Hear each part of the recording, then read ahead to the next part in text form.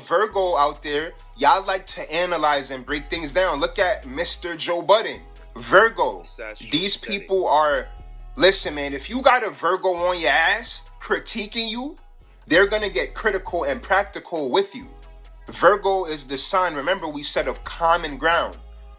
Virgo deals with commonalities. When the sun is here, this is highlighting scheduling, routine-based dealings, right? The farming element. Preparation is key. Proper preparation grants perfect performance.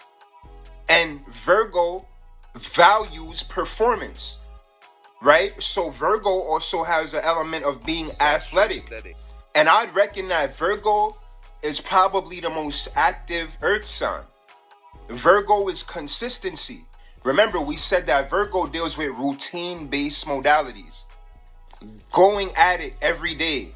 Aries and Virgo, those are the two signs that deal with everyday routine-based things the most. I think the most consistent signs is Aries and Virgos, in my opinion. Look, if y'all want to get on my ass about that, feel free. But, I mean, come on. Aries, they're straight to it. Straight to the point. The sign of being direct. Virgos, they're receptive to those directive qualities. Virgo being an earth sign, it draws in, right? Virgos are extremely receptive, and this is why they can deal with the common programming, which can be labor, working, going at it on a routine level, because this is how you prepare. Now, we went in on Virgo just now, right? Make sure y'all like this video, and make sure y'all subscribe to the channel right now, because this is Astrostetics, and this is what we doing. We having a great time right now.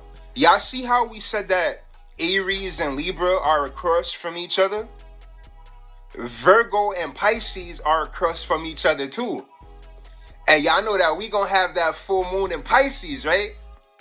And Pisces is the sign of the quantum ones. Pisces and Astrostetics is the sign of quantum physics. This is the only book that you will get that in. And remember, you want to say that Pisces is the sign of quantum physics, make sure you credit Astrostetics, because we look at Pisces as the quantum weaver. Gemini and Pisces, these are the only two dual signs, and Sagittarius as well. And these are considered the main dual signs of the zodiac. Pisces and Gemini. You have two twins and you have two fish, right? Now, with Pisces, these are two fishes going in opposite directions, connected by a cord. Well, this is why we call this cord the weaver. This weaves in the dimensions, the invisible thread. And this is why Pisces can also deal with what we cannot see. Pisces in current astrology is governed by Neptune. When you think of Neptune, you think of invisibility, you think of silence, mystical things. When they say that God speaks to you in a silence with nothingness but oneness, that is in a way Neptune, and that is also Piscean. This is why Pisces governs spirituality, the unseen, the unknown. Where's that at? You won't see it coming. That's Pisces. And it's also ultimately the imagination. Yeah, I hope y'all enjoying this. Now, when we have the sun in Virgo and we have the moon in Pisces, this is the perfect candidate for a full moon. The sun's light gets to observe the moon's brightness and all of its splendor and beauty.